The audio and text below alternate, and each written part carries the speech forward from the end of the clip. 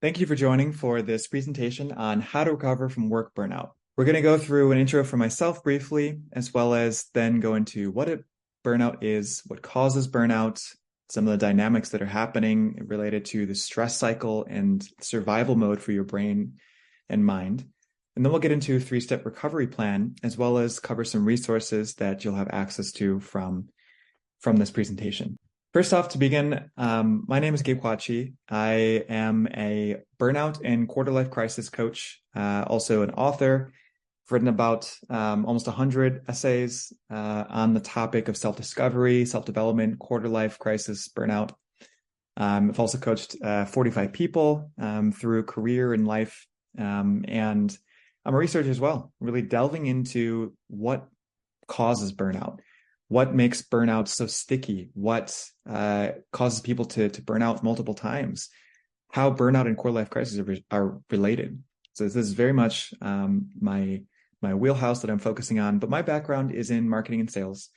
I worked for 10 years in advertising. I spent 3 years at Microsoft as an account manager, shifted from an IC soon into the company leadership development program, did very well there, and really had a high achiever status. And so then after Microsoft for 3 years, I co-founded a company, an ad agency, ran that for about 6 years.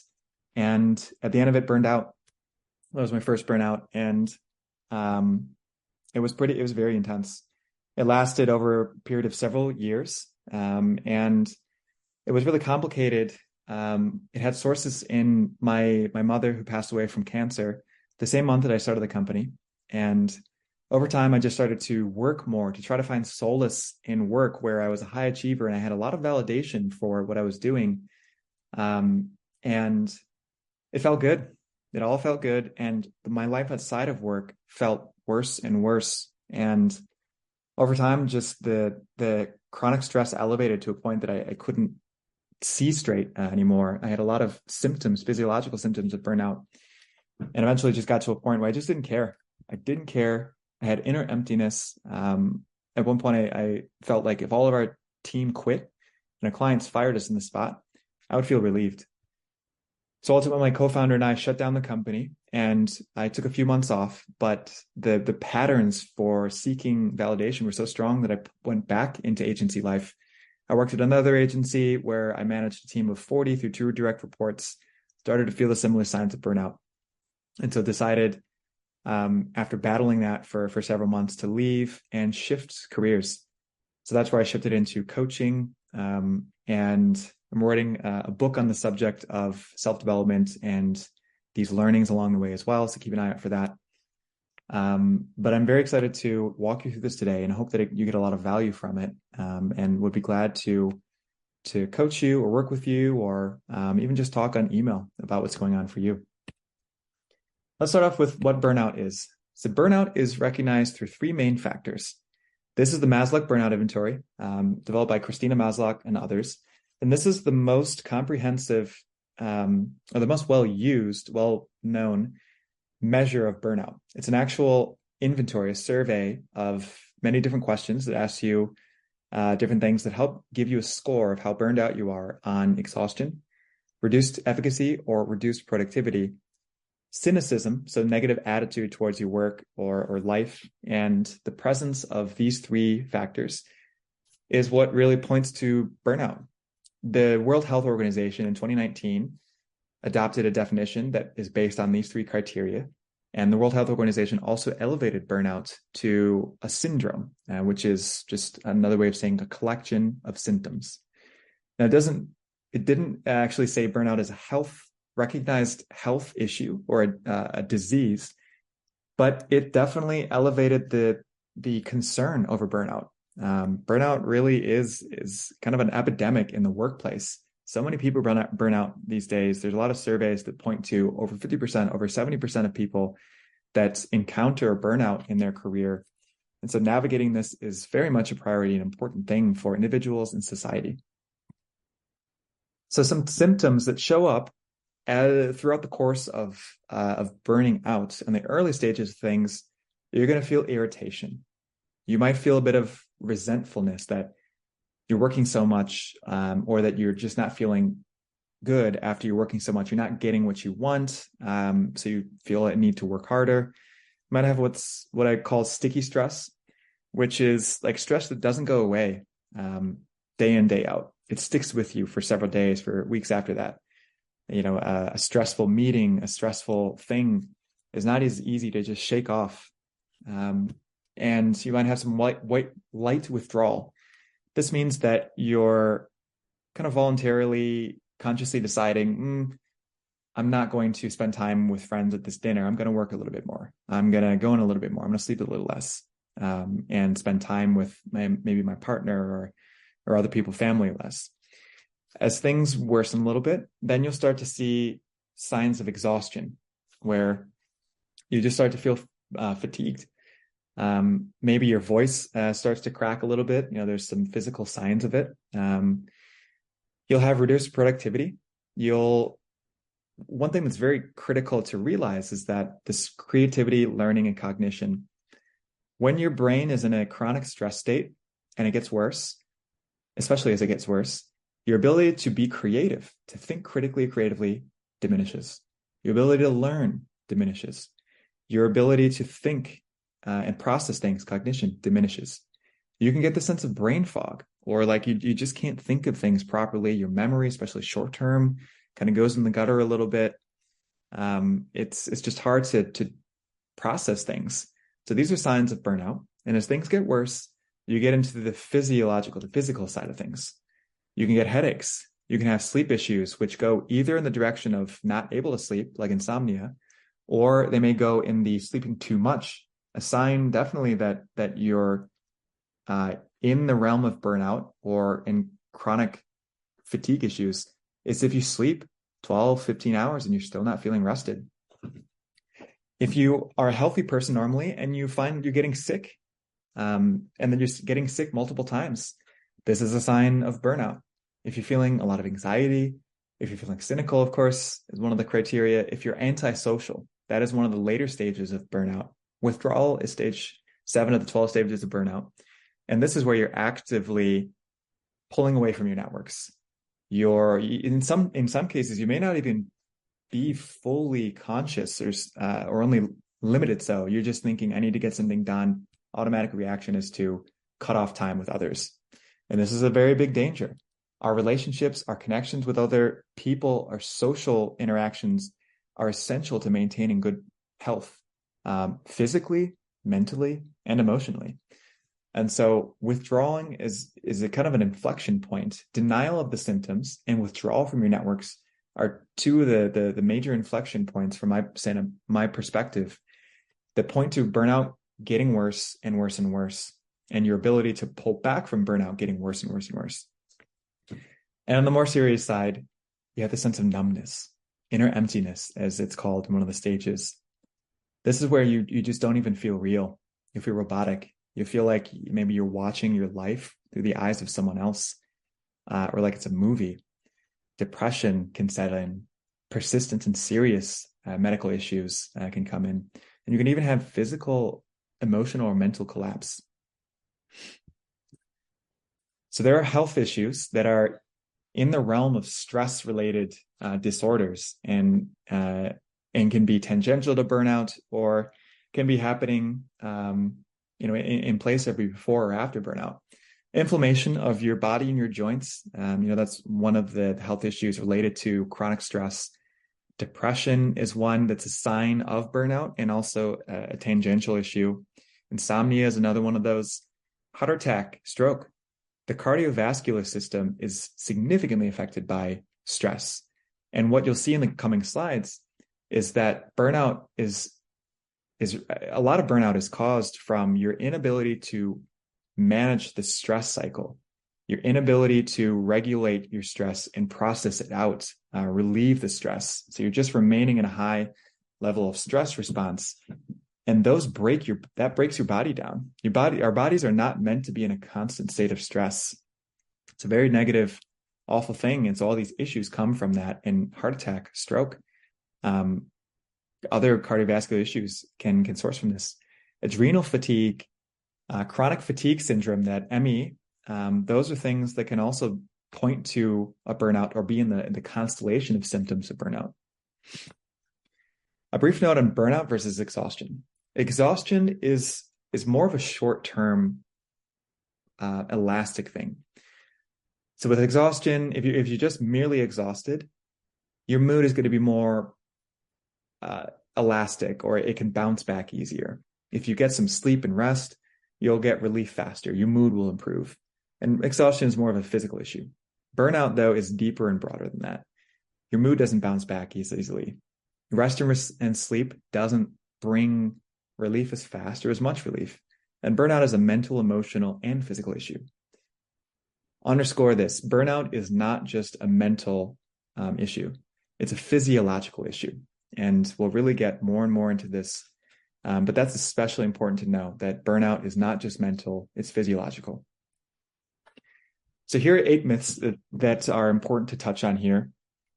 Burnout isn't necessarily just a one-time thing. And I've burned out 2 times. There are many people that burn out more than once. And so it is absolutely possible to burn out multiple times, or to be in a chronic, consistent state of burnout. That's the 5th stage of the 5 stages of burnout, one of the 2 most popular models for modeling the progression of burnout. So it's not just a one-time thing, or it's not necessarily. Burnout doesn't just last for days or weeks, or months at the most. It can last for years. Burnout can be something that lasts for 1, 2, 3, 4, 5 years. Recovery can take a very long time, especially if you're not doing the things that enable you to recover. And we'll cover those. We'll get into those, what helps you to recover. But it's very important just to do the things that will help you to recover, because it can last for a long time. Again, it's not just a mental issue, it's a physiological one. It's not just caused by work overload. This can be an interesting one or a surprising one. Work overload is probably one of the more common ways to become burned out, but you can also get into a sense of burnout by not having enough rewarding work. So that gets to the cynicism, the negative attitude side of things. It's also possible for you to burn out if you love what you do. Not guaranteed, but if you are not doing the things that enable your body to process stress, and you're not able to regulate your workload, even if you love it, you can burn out. And that's what happens to many entrepreneurs. Burnout also does not mean that you are damaged goods. You can recover from burnout. You can recover your cognition. You can feel normal again after burning out. This isn't something that ends your career. This isn't something that makes you unemployable. That's something that should encourage you. I really hope it does, because you need to be encouraged in order to do the work that's needed to recover. Burnout does not mean that you're damaged goods and you're permanently broken. Also, high performers are not immune to burnout. In fact, high performers, high achievers, they can be some of the most susceptible to burnout because they're used to just pushing through, to just mind over matter, pain, no gain. And that can cause them to lose touch with their body. Our bodies tell us, if we're listening, they tell us when we're going past our limits. And it's okay to do that for a little bit. It's okay to explore your limits, but burnout sets in when we're past our limits for too long and we're not tuning into the signs that can show us that. And so high performers are one of the most susceptible to burnout because they routinely think about going past the limits. And also, changing your job or taking time off of work doesn't necessarily by itself resolve burnout. It can be a very important part of the process, and many people do take time off. Many people do change their jobs if they burn out, but there are other components that are important in your recovery process that you've got to do in addition to making large changes like that. And if you don't address those deeper issues, especially the narratives, the mental, emotional side of things, then burnout can follow you. Those parts of you, the parts of your psyche, your sense of self, if not resolved, they will come with you. So the problems don't just go in the rear view mirror, or they don't just disappear. They can move in the rear view mirror and come with you. So resolving burnout, I like to think of this in terms of 4 R's and 2 sections. First is the rest and recovery side. That's the body and brain side of things. And after chronically insufficient in your rest and recovery, that's what leads to burnout. And often that's triggered by the mental side, the reward and regulation. If you don't feel reward, and if you're not able to regulate your workload, then this is going to cause insufficient rest and recovery. But really, we'll explore this. But if you're recovering from burnout, it's important to focus first on the rest and recovery body side.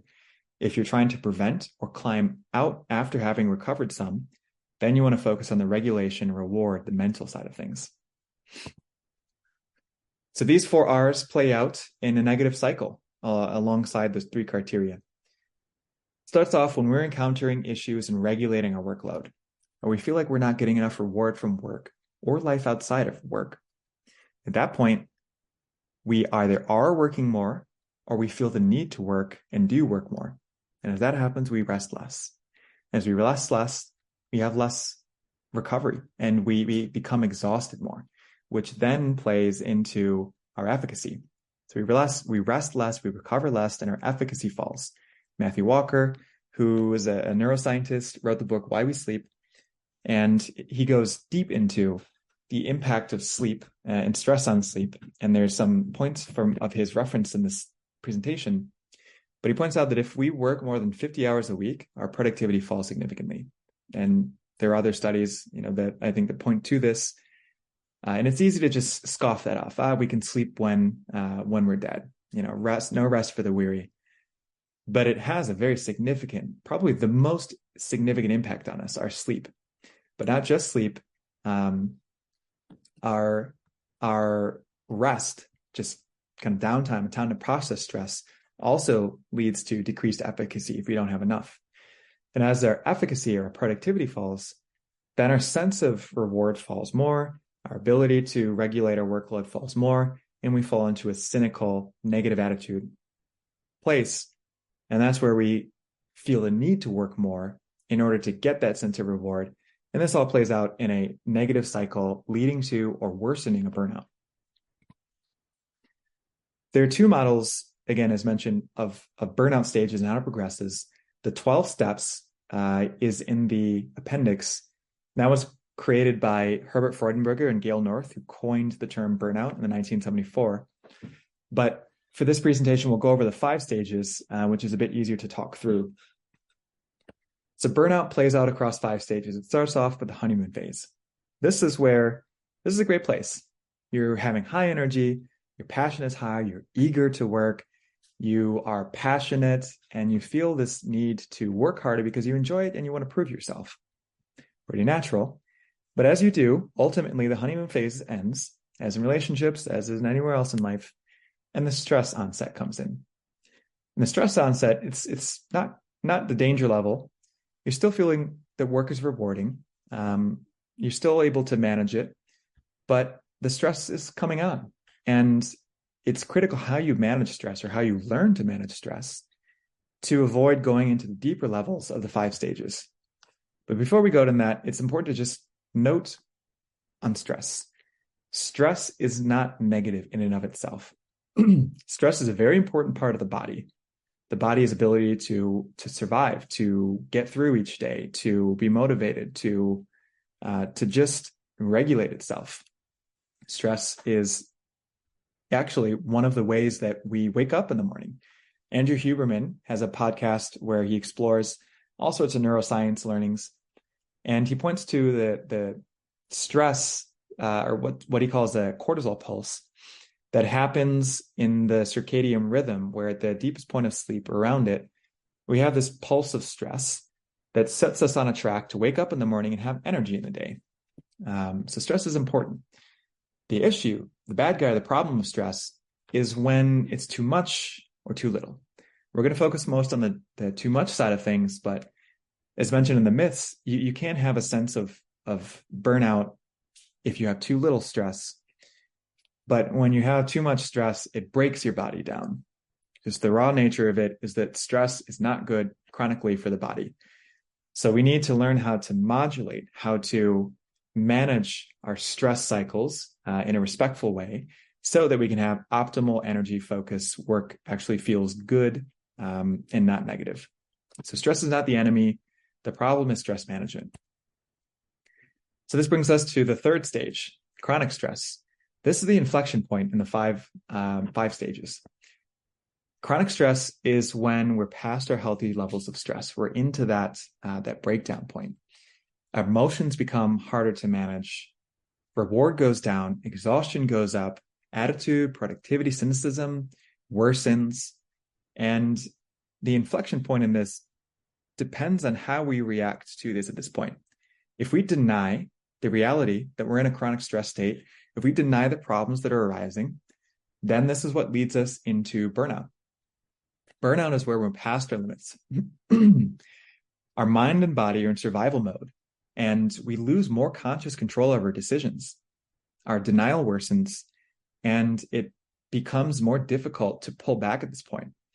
Absent external help or change in our circumstances or our health, the momentum is apt to push us from stage 4 into stage 5, habitual burnout.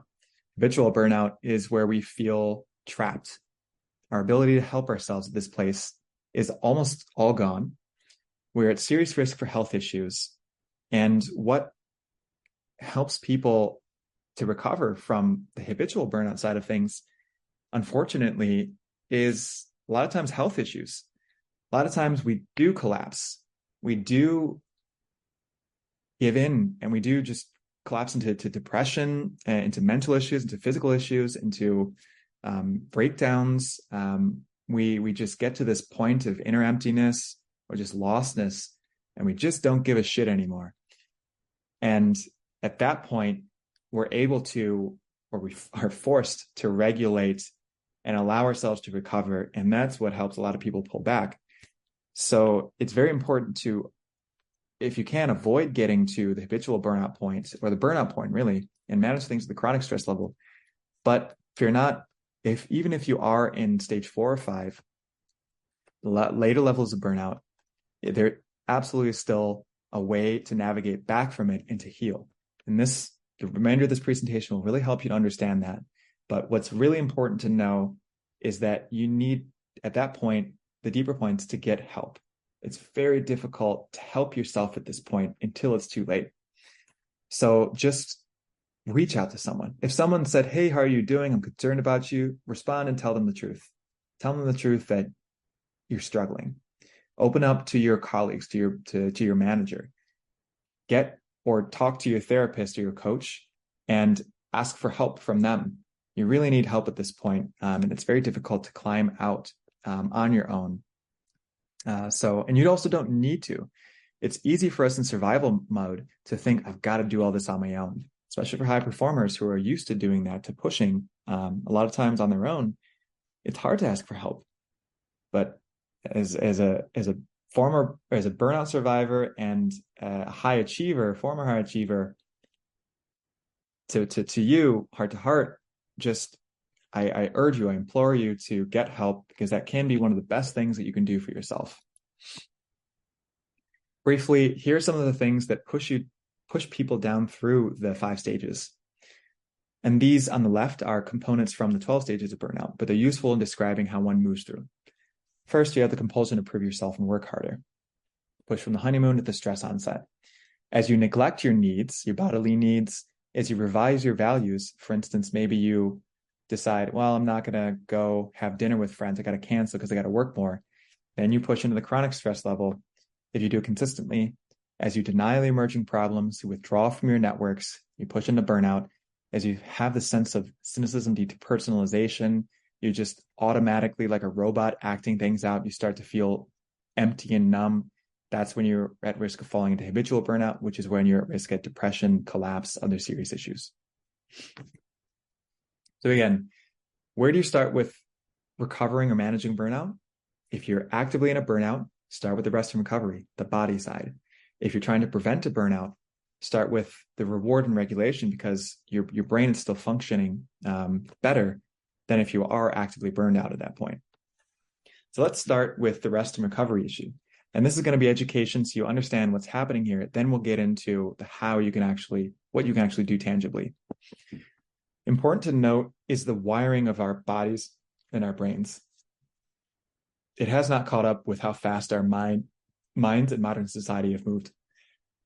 While we are very rational, logical, intelligent in modern society, our bodies and brains are intelligent in their own way, but they have not kept up pace with the evolution.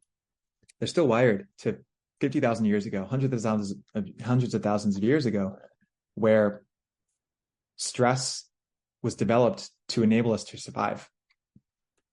The point of the stress system was to keep us alive, to fight or flight or freeze, so we minimize damage or get away from the danger and just survive. So with this in mind, the stress system is a survival system.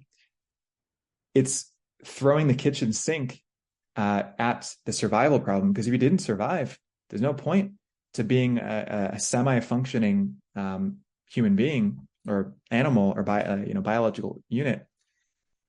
And so the body was trying to do everything that it could to survive, and that involves going to a mode that's damaging long-term for our bodies. Stress is damaging long-term.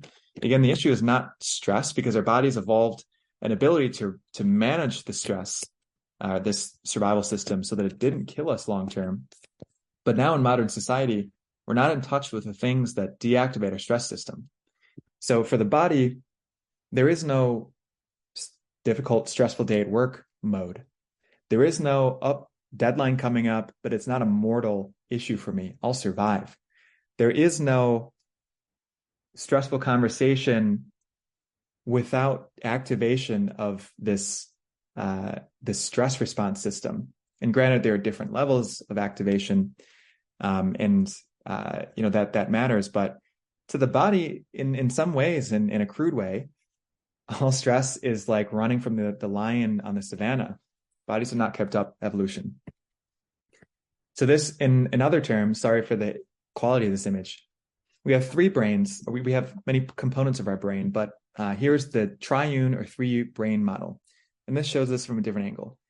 So while we think a lot, and a lot of our evolution advancement comes from the executive state, the front part and the top part of the brain, that's the slowest part of the brain. It's the most powerful, but it also gets information the slowest and reacts to the world around the slowest. It's also kind of damaged or taken offline by stress most. Because if you think about it evolutionarily, without the brainstem, the bottom part, the survival brain, or the limbic emotional state, we really can't survive. If we lose bits, or if our executive thinking goes offline a little bit, we can still survive. And so it's for us in modern society the most important, but from an evolutionary biological stress standpoint, it's the most expendable. So when stress comes in, and when we're reacting to stress, when we're in a long-term chronic stress mode, we become more reliant. Our actions are more governed by the bottom parts of the brain, to the brainstem from survival state. What do I got to do to just survive? Push everything else to the side. Don't even think, just react, survive. The limbic or mammalian brain, the emotional side, is thinking, I'm angry. I've got to do something here. I'm depressed. I don't know what to do. I'm fearful. I'm anxious. I'm disgusted. I'm discouraged. Other things. Those kind of hijack our actions, and that doesn't allow us space to actually think about what we're doing. For instance, one more email from a rational executive state, we're probably going to realize, if I don't send this email tonight, if I close my laptop 30 minutes earlier, 1 hour earlier, it's probably not going to cause that much damage. But if you're in a deeper level of burnout, you're not thinking rationally. The top part, executive higher thinking part of your brain, is not working properly. And so you're going to be thinking emotionally. You're going to be thinking, oh shit, I missed my targets this quarter, or, oh, this came in for an important person, or I want to impress this person, or I feel like I need to respond to this email. So if you think about that, I feel like I need to, I think I need to. That's really, a lot of that's driven by the emotional, especially if you feel this tense, like kind of stitches reaction to that. That means you're not thinking rationally about things. And that means probably that you're in a chronic state of stress, and that needs to be the first thing you resolve. before you can address things from a rational place. Now, the stress response system is mentioned. This diagram is based on research from Emily and Amelia Nagasaki. Emily Nagasaki is a PhD, author of Burnout, really great book that I would encourage you to read. And she breaks down this stress cycle and says that a big part of burnout is that we have incomplete stress cycles, as she calls it. This is where our body has not finished processing or responding to the stress. It has not shifted from high stress mode to low stress mode. And that causes a chronically elevated level of stress. And as we work more and we don't resolve the stress, an incrementally increasing level of stress.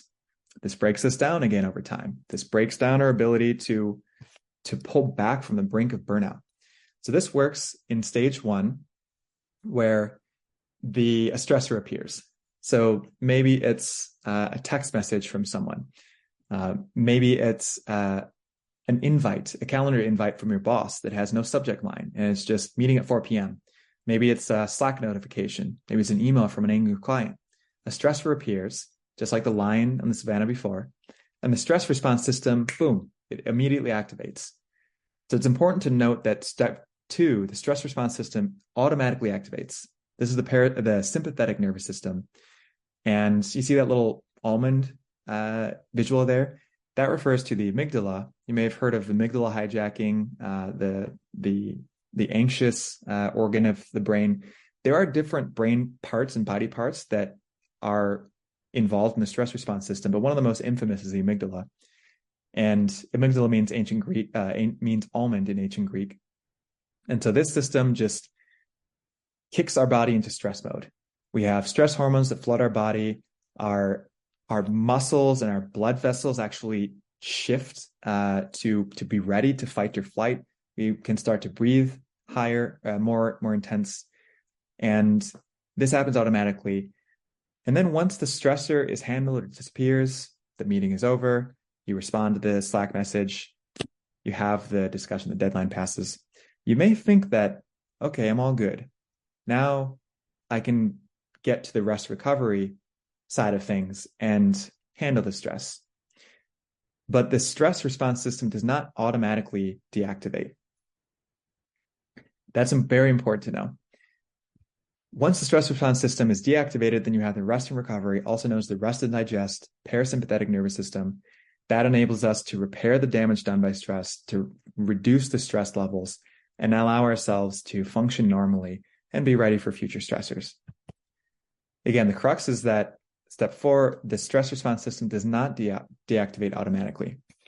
It only deactivates, as researched by Emily Nagasaki, by specific cues that the body recognizes as, I'm safe, I can deactivate the stress now. These things are, for instance, deep breathing, stretching, yoga, social interactions, especially physical touch, singing and dancing even, and crying and laughing. And all these things are physical actions. They're also, many of them, related to emotions. And these are the things that enable our bodies to realize time to shift out of stress response and into rest and recovery mode. Now, you may wonder, well, body, why don't you just automatically turn this off so I don't have to think about this? Well, that's a stressful mind activating and coming up with that right there. But if you think about this from an evolutionary biological standpoint, the stress response system is developed to help us survive. And in a survival situation, how does the body know how long it's going to take before the safety has arrived, before the danger is past? The body just evolved the system in order to do what needs to be done for as long as it takes in order to survive. Again, if it was deactivated prematurely, you could die. You could be eaten, harmed, mutilated, things like that. And so the body system evolves this lookout for the cues. If you think about it also, if you're running from a lion or trying to escape barbarians invading your village, You're probably not going to stop and start hugging people unless it was the end. You're probably not going to start singing and dancing. You're probably not going to be laughing. You're probably not going to be laying down and stretching or doing yoga or breathing slowly. So these are things that are really only going to be possible, only going to happen if you're safe from the danger, if your survival is confident, guaranteed. Hence, the body reacts to these things, these cues that would only happen in a safe situation. Hence, you've got to do these things for your body to calm down and rest and recover. So let's get into the reward and regulation side of things. And this is, again, important to focus on after you've really addressed the bodily side of things. Now we're going to the mental. So these are the things that probably drive you to burnout in the first place. There's two sides: lack of reward, lack of regulation. These things may sound familiar to you. These are some of the most common issues that drive us to a point of working ourselves into a burnout.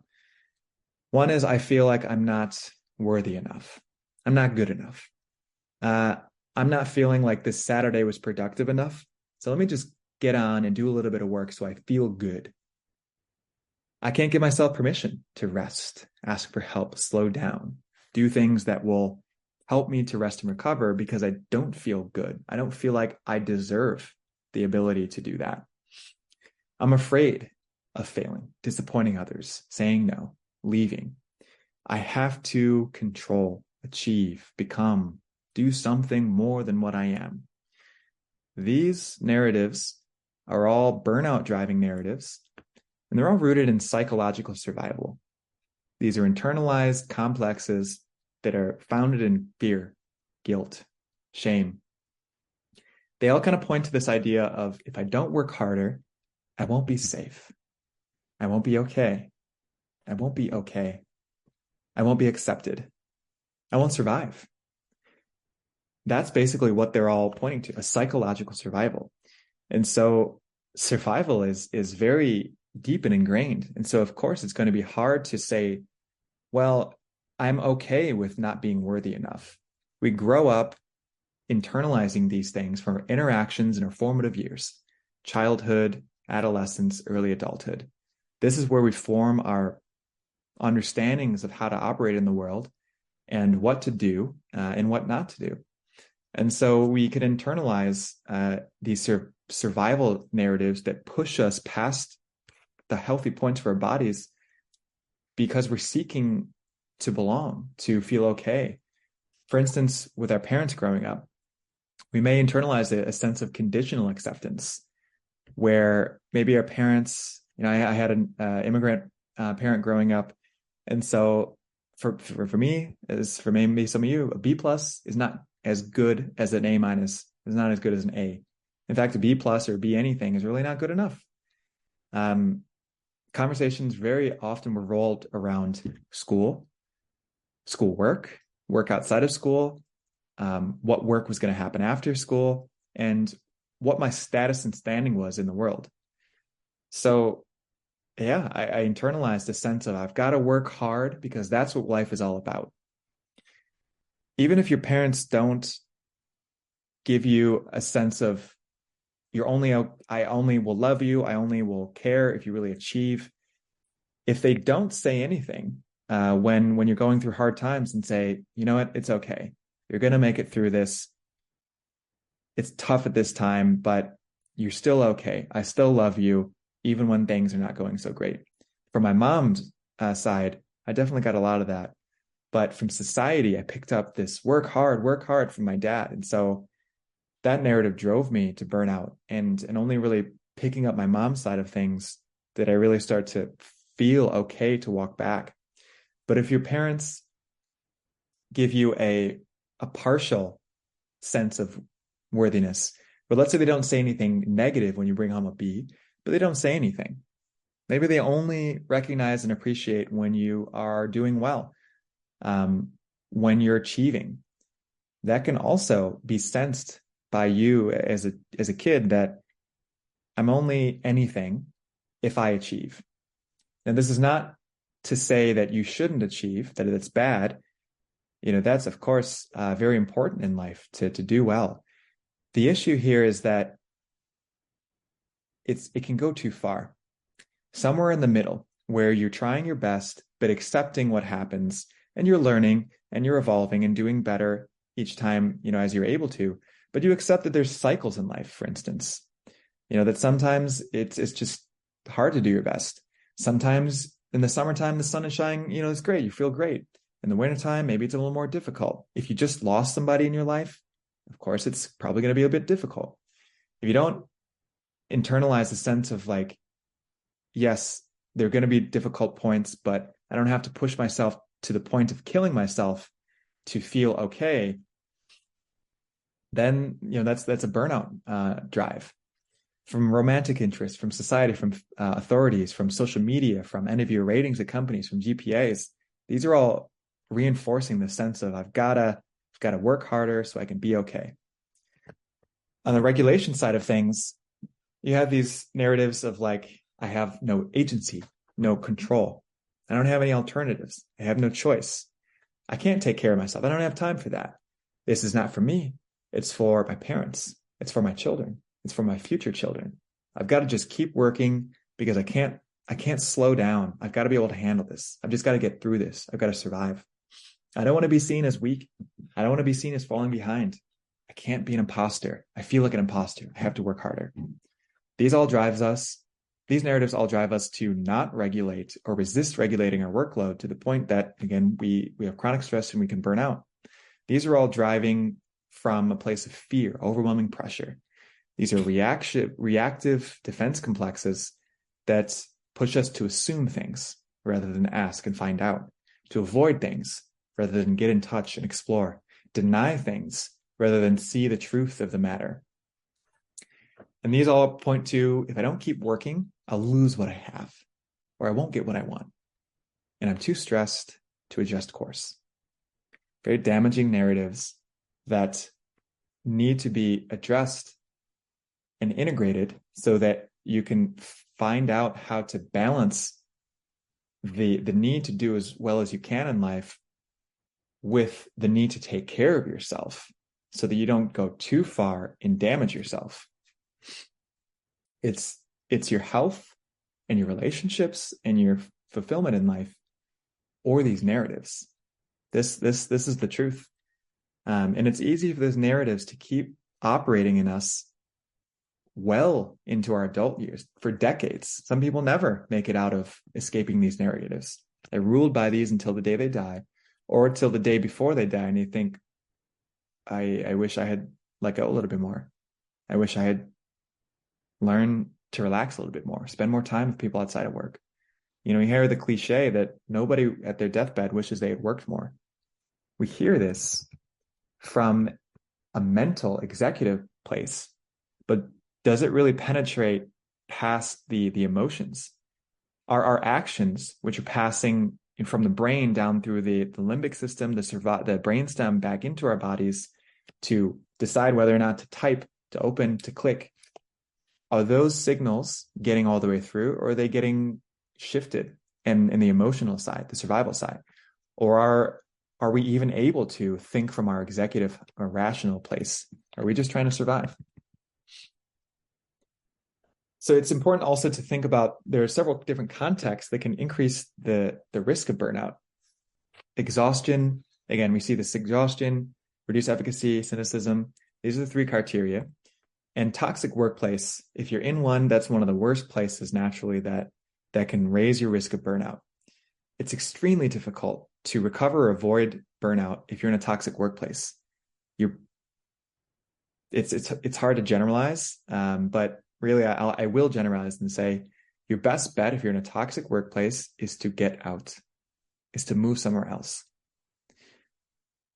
If you can't, then you're really left with just protecting yourself, kind of like curling into a ball as people are kicking and beating and stepping on you. You're just trying to minimize the damage. And at that point, it's about doing everything you possibly can to complete your stress cycles outside of work and be okay outside of work, and to the point that on the likely event that it gets better, or you can leave. Other things, overwhelming workload. Of course, this is probably pretty straightforward, but it bears mentioning that if you have an overwhelming workload, it's going to increase your risk of burnout. If you don't take care of your body, yourself, your sleep, your ability to process stress, it's going to increase your risk. If you face a life loss, like you lose a parent, a loved one, something that means a lot to you, you have a health scare, you have a financial scare. This can also increase your risk from the negative attitude side of things, affect your mentality. If you feel like you're polling poorly versus your social networks, your peer group, and you feel like I've got to get to the next level so I can feel okay when I have conversations, when I look at LinkedIn, increases your risk. If you have rejection from romantic partners, from jobs, maybe from other areas of life, it's going to increase your risk as well. So let's get into the hopeful side of things, the recovery plan. So 3 things. First, address the rest and recovery side so you can bring your high brain, thinking brain back online. Then use that brain and then solidify your recovery by making long-term internal, external changes. To resolve the rest recovery problem, of critical importance to your recovery process is sleep. Sleep is the number one thing you need to focus on. Matthew Walker, and the author of Why We Sleep, he points out that if you sleep less than 6 hours a night, it's very, very damaging to your health. And if you get low sleep multiple nights in a row, it really, really compounds and makes your health go down the tube. And he points out a couple other things. One, that you cannot pay down sleep debt. If you get low sleep at one point, then you're not able to sleep it off and even it out later on. And also, if you get 2 hours of sleep versus 1 hour sleep versus 4 hours sleep, he points out that it's pretty much all the same. That once you get very little sleep, it's about equal no matter how much you get. And so it's very, very important to get 7 to 9 hours of quality sleep. Now that means sleep where you're actually in the sleep cycles of REM and non-REM sleep. You're not tossing and turning, getting up, waking up, staying awake, and then going back to sleep. This doesn't mean just your head is on the pillow for 7 to 9 hours. So if it takes you longer to fall asleep, you need to go to sleep earlier. Now, of course, if you're in a place of burnout, this can be very difficult. Sleep is one of the first things that we deprioritize and push to the side. Not only that, but when we're very stressed and we have chronic stress, one of the symptoms is that we sleep too little, or that we just can't calm our mind down to go to sleep. In this, in the resources section, I have 10 tips, a list of 10 tips that can help you to recover from burnout. And one of those goes into what you can do in order to get sleep if you are having difficulty falling asleep. There are a bunch of different tips there, so refer to that. But sleep is very important. You've got to get your sleep back on track. It's the number one thing you can do to help your recovery process. Also, taking time off is really important for kickstarting your recovery. If you haven't taken a break, a vacation in months or years, you need one. If you're working weekends and evenings and holidays, I know how it goes. You need to stop working at those points. Even if you force yourself to go to the movies, to book time with people, to just watch mindless TV, do something other than working to help your recovery process. You've got to give your brain a rest. Especially if you're in the later stages of burnout, it's critically important in your weekends, evenings, holidays, any vacation you take to not plug back into work. Stay unplugged. This is critical. Burnout in the later stages is a form of trauma. It has long-term impacts. It can trigger issues and flashbacks, also for the body, because the body's getting used to the triggers of stress. Slack, notifications, email UI, the names of people. These things can all be things, seeing your laptop, they can all be things that trigger you back into a state of stress. They can cause your stress system to reactivate. Even if it's a Slack message that's like, hey, congrats, you're going and taking a vacation. Just the fact that it's associated with stressful instances in the past can be enough to trigger you to have stress again. So if you're trying to just check in, even if you open Slack once on a day off, that's enough to destroy a lot of the quality of that time off, because you haven't allowed your brain to fully go into the recovery mode. It's being pulled back into stress. So take time off, and make sure that you're not working or checking in. Spend time in nature. Really, really helpful for you. Helps you to sleep, helps you to rest and recover and have quality bodily recovery. It also is great for your mind, for your mood. And there's a lot of studies that are done that like 20 minutes in green spaces can help improve your mood. Do those things that your body recognizes as cues to shift into parasympathetic rest and recover. Deep breathing, stretching, yoga, massage. Go to stand-up comedies or watch comedy movies. Laugh, sing or hum in the shower or in your car. Sing karaoke. Get social interactions.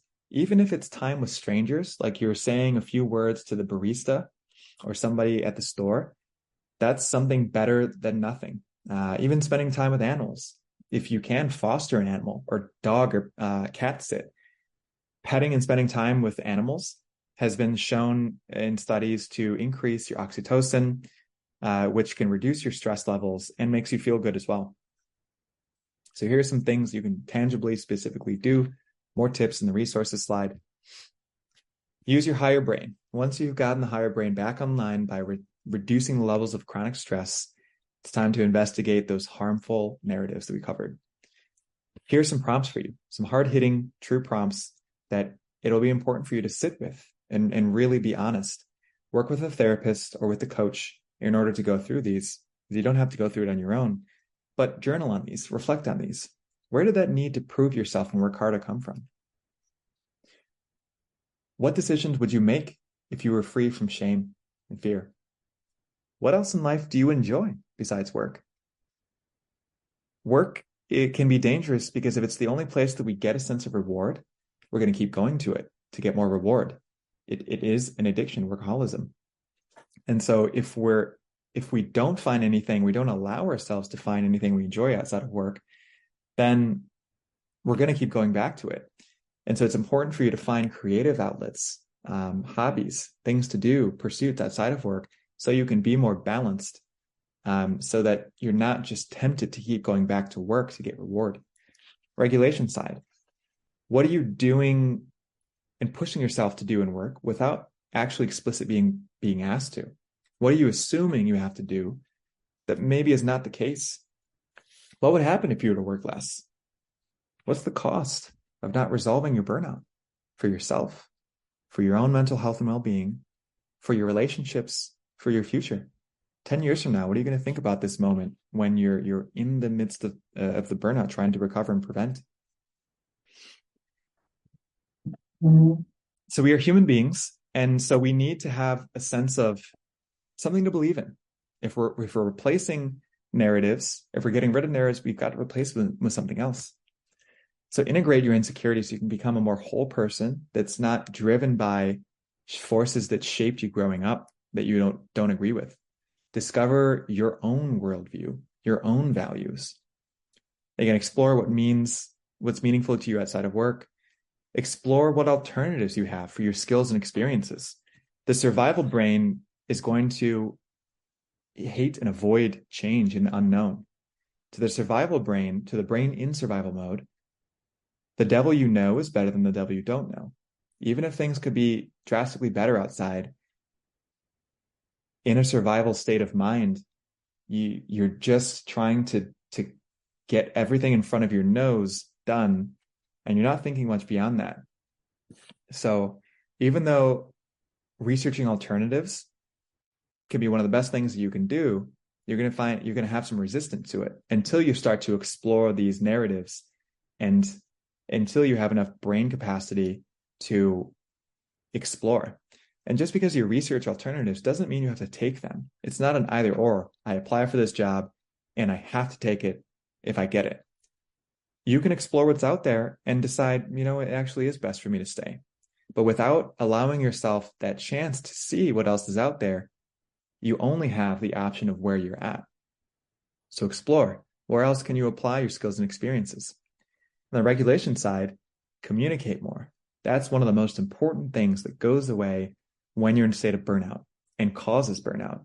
You assume, you deny, you don't say no, you don't speak up, you don't ask for help, you don't say what's really going on. And so you're in this isolated place where nobody really knows exactly what's going on, how to help you, or that you need help unless they divine it from what's happening with you. And also people can't help if you don't really communicate and work with them. Also, don't communicate how you feel. Try to process the sadness, the fear, the anger, the things that are you're pushing down and repressing because you don't want to deal with them. Don't avoid them. Don't escape them. Don't distract them. Process them so that you can feel a bit better about things and you don't feel the need to go to work to feel okay. That's the danger of work. It is, again, a form of addiction. And addiction is a way to get that good feeling when other areas of life are not going so well. So here are some step 3 specific things you can do internally and externally outside of work. And in the next slide, we'll explore inside of work. Start reflection habits. Journal, meditate, talk. Do things that help you to reflect on these prompts and other things, how you're doing day in, day out, week in, week out. Accept that you have limitations.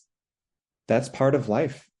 We get older and our bodies slow down a little bit.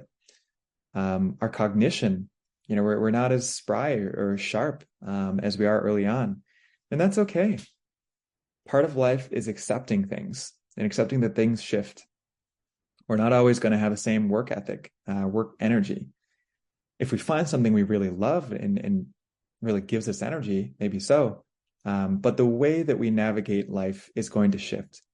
Also, if you're going through a difficult time, that's going to put more limitations on you. Your ability to operate is going to be impaired. So accept your limitations and give yourself permission to prioritize your well-being. In the West, and especially in America, we do not prioritize ourselves. We beat ourselves up, in fact. We tell ourselves we need to do better. We're not good enough. We're not worthy. We feel guilty and shameful. Brené Brown, the shame researcher, goes deep into this. Great read, the books and talks by Brené Brown. I would recommend checking those out as well. But give yourself permission to prioritize your well-being as well as that of others and the good of others. External changes, try new daily or weekly routines. Go for a walk in the morning. Go for a walk in the evenings. Again, there are a bunch of different ideas for you in the resources here, but one thing to point out is practicing PQ reps. PQ reps are from Positive Intelligence. It's a program by Shirzad Chamine, who was a hard-charging CEO who went through a very difficult mental kind of breakdown questioning point. And he shifted into helping, like many people, he shifted into helping people navigate through their own difficult points in time. And PQ reps are kind of like 10-second mindfulness or meditation reps. It's like going to a gym. And for example, one PQ rep, each is a 10-second activity. And so one is, for instance, if you close your eyes and rub your index finger and middle finger against your thumb with such slowness and focus that you can feel the fingertip ridges. And you do that for 10 seconds. And what this does, in addition to things like maybe you count down from 5 or you take 3 deep breaths, you do this right when you feel a stressful situation coming on. When you feel your heartbeat elevate, when you feel that immediate reaction, that readiness for stress or anxiety is coming up. If you allow yourself to just carry forward to doing something, it's going to be from a stress place. The limbic or the brainstem, the emotional and survival states of brain. And that's probably going to be a decision that, especially in a chronic state, in a burnout state, you're not going to want to do. It's going to make things worse. Maybe you just say yes when you should compromise or say no. Maybe you get upset and you say something you would regret maybe, you just carry forward into a stressful reaction. And what one of these things does is creating a break in the continuation of your reaction gives you a chance to bring your higher brain back online. It's kind of a band-aid in that moment, but the more that you do it, the more that, and positive intelligence has documented this, the more that you actually rewire your brain to, instead of reacting from the stress point, to be more calm, to be more thoughtful. And that helps you to prevent doing the things that cause you to fall back into burnout. So that's one of the things you can do outside of work. Of course, again, committing to pursuits outside of work is important as well. In work, internally and externally, realign your job responsibilities, job crafting, your expectations, proactively communicate, clarify expectations rather than assume, raise concerns rather than holding it in, compromise, share workload rather than just saying, I'll do it all. Change the way your workday works, add breaks, work 30 minutes less for 2 weeks, and then work 60 minutes less a day for 2 weeks after that, and keep going until you arrive at a manageable level of work. Practice on the external side, asking for help, saying no, drawing boundaries and sticking to them. A big thing is manage what you directly control. It's easy to feel like anything that's on your to-do list or you've been doing for a while has to continue being done. And that is not the case. One of the things you can do is just draw a to-do list of everything you have to do you can think of, and be firm about what you can and will delegate. Be firm about what you can reduce or let go of, stop doing. Be firm about what can be delayed or done later. Be firm about anything on that to-do list that you can take off your plate. It is important to be aware of whether that workload brings reward for you, because one of the issues of burnout is that cynicism. If we don't feel like we're getting reward for our work, we don't like it, it's not rewarding for us, then even if we're working a little bit less, we can still feel burned out. And when we're burned out, taking away things from ourselves or by others that we find rewarding can actually make things worse. So it's important to walk that line. Focus on what you don't enjoy, what doesn't bring you reward. Get rid of those things. Ask for help. Again, changing your place of work or taking a break, these are things that can help, definitely. They won't guarantee that you'll remain recovered, but if you do everything else, those can be, along with sleep and taking a break, one of the biggest things you can do positively for yourself. A burnout is a sign, and so it means that something's not working. So it may actually be the best thing you can do to shift your team, your organization, or your role, or your industry. But definitely make sure that that you're doing the holistic approach here. And many people do end up changing their role if they burn out or they take a break. So if you do change your role, I definitely encourage you, take time between your jobs.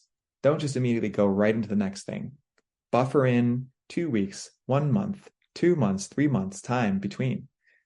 I've talked to a lot of people that have burned out, and no one ever says, I wish I took less time between my jobs. If you have burned out, almost everyone says, I'm glad that I took that time. It really helped me. I felt so much better after taking that time off. So lastly, my personal message to you, a burnout is a calling. A burnout is a deeper ask from within to come into better alignment with who you are beyond the expectations of others. Who you are once you give yourself permission to really discover who you are and who you want to be. Accept that you have limits. Value today, not only tomorrow. Let go of trying to be worthy enough in the eyes of the world. There's always going to be something more that you need to do to feel productive or good. It's always going to be someone who is more productive, more quote unquote worthy, or has a better status than you. A part of life is just kind of accepting that that's the part of it. There's nothing you can do to be perfect. Understand the influences that are acting unconsciously in you and driving you to burn out. Let go of pleasing others, perfectionism. Seek the gray spaces between the black and white. We may think in survival brain mode I either have to go all in or I'm all out. I say yes or I say no. I can't help. I've got to go like 100% or nothing. And that's not the case. Being adaptable and flexible is one of the best things that you can learn. Sometimes you want a higher level of standard. Sometimes you want to go 100%, sometimes 90%, sometimes 50%, sometimes none. Sometimes what you've been doing doesn't need to be done anymore. There's a lot of meeting sprawl, just creep is a real thing. Once a quarter, go through your list of meetings, decline anything that doesn't have value anymore. Don't create new meetings. Sometimes there's a gray space between being a perfectionist high achiever and a lazy, slothful individual. Find out how to operate in that gray space, and that would be another important thing for you to be able to prevent burnout and perform at your best. Thank you so much for being with me throughout this presentation. Here are some resources. As mentioned, the 12 stages of burnout. You can check this out. Here are some resources. I'll drop a link to this deck as well as some of these in the description. Learn About Burnout is one I want to point out. That is a site that I started where I gather research surveys from people that have burned out or browned out. And I ask them things like, what caused you burnout? How long did it last? What were some things that made it worse? What were some things that helped you to recover? What did you learn from this? What does burnout, how do you define it? So that's a lot of encouragement and support for people that are going through similar. And then ways that I can help. I offer 1-hour coaching sessions so we can go deep. I offer actually something that's pretty well tuned for burnout coaching, and that's text-based check-ins. That is where I can be your external accountability to make sure that you're doing and sticking to the things that will help you to recover. 3 times a week, I send you a text or send you an email checking in on how things are going. And we have a set of goals that I can hold you accountable for. I can answer questions through email, through a quick call. So if you want to explore, you can schedule a free exploratory call with me. Lastly, remember that burnout can happen to anyone. It happens to many people in today's workload or work environment. You are not alone. You are not damaged goods. You do not need to be ashamed. You can make it through this and recover. Thank you so much for being through this webinar, for taking this step to attend this webinar. And I wish you the best of recoveries and wellness and health and mental well-being.